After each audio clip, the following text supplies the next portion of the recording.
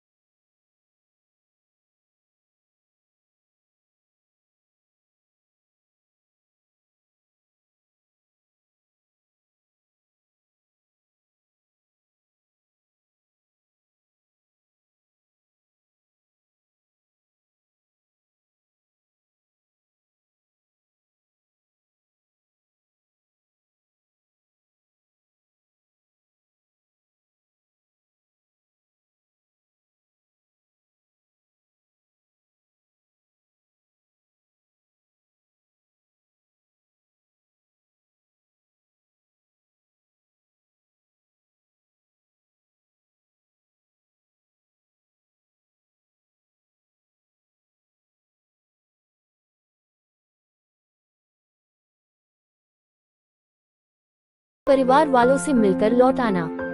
इसके बाद तोता 5 दिन के लिए अपने माता पिता के पास चला गया। छठे दिन जब वह महाराज के पास लौट रहा था तो उसने सोचा कि क्यों न वह महाराज के लिए कुछ उपहार ले लिया जाए। फिर वह पर्वत की ओर निकल पड़ा। दरअसल वह महाराज के लिए अमृत फल लेना चाहता था। वहां पहुंचते पहुंचते रात हो गई। तोते ने पर्वत पर पहुंचकर फल तो ले लिया, लेकिन रात हो जाने के कारण वह आगे नहीं बढ़ पाया और वहीं रुक गया। उस रात जब तोता सो रहा था तभी एक सांप वहां आया और उसने महाराजा के लिए गए अमृत फल को खाने लगा। सांप ने फल को खाया, इस कारण उस फल में जहर फैल गया था। हालांकि तोते को इस बात की भनक तक नहीं थी। अगली सुबह जब वह जागा तो फल लेकर महल की ओर चल पड़ा था। जब वह महाराज के महल पहुंचा तो खुशी खुशी सीधे महाराजा के पास पहुंचा और कहा, महाराज मैं आपके लिए यह अमृत फल लेकर आया हूँ। आप इसे खाएंगे तो सदा के लिए अमर हो जाएंगे। ये सुनकर महाराजा काफी प्रसन्न हुए। उन्होंने तुरंत उस अमृत फल को खाने के लिए मांगा। इस पर एक मंत्री ने कहा, जरा रुकिए महाराज, आप इस फल को बिना जांच किए कैसे खा सकते हैं? एक बार ये देख तो लीजिए कि तोते द्वारा लाया गया यह अमृत फल सही है या नहीं। महाराज उस मंत्री की बात से सहमत हुए और कहा कि तुरंत इस फल को एक कुत्ते को खिलाया जाए। राजा का आदेश पाकर सैनिक ने फल का एक टुकड़ा कुत्ते को खिलाया। फल खाते ही कुत्ते की मौत हो गई। ये देख महाराज गुस्से से आग बबूला हो गया।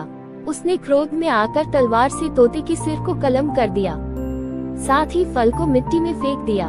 कुछ साल बाद ठीक उसी स्थान पर एक पौधे ने जन्म लिया। धीरे धीरे पौधा बड़ा हो गया। ये देख महाराजा को लगा कि यह उसी जहरीले फल का पौधा है। उसने सभी को आदेश दिया कि उस पेड़ का फल कोई नहीं खाएगा। कुछ दिन बाद एक बूढ़ा व्यक्ति उस पेड़ के नीचे आराम करने के लिए रुका। उसे भूख भी काफी जोर से लगी थी।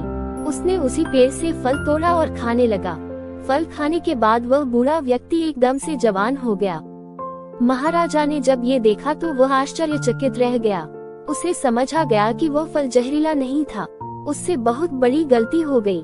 उसने बिना सच्चाई जाने तोते को मार दिया। इसे लेकर उसे काफी पछतावा भी हुआ। इसके लिए वह मन ही मन खुद हुआ और खुद को कोसने लगा। इधर तीसरे राजकुमार की कहानी खत्म होने के बाद महाराजा रामसिंह ने उसे ही अपना उत्तराधिकारी नियुक्त किया। इसके बाद राज्य में जश्न मनाया गया और उसने महाराजा का नाम रोशन किया। कहानी से सीख, इस कहानी से हमें ये सीख मिलती है कि हमें कभी भी बिना जांच किए किसी को सजा नहीं देनी चाहिए।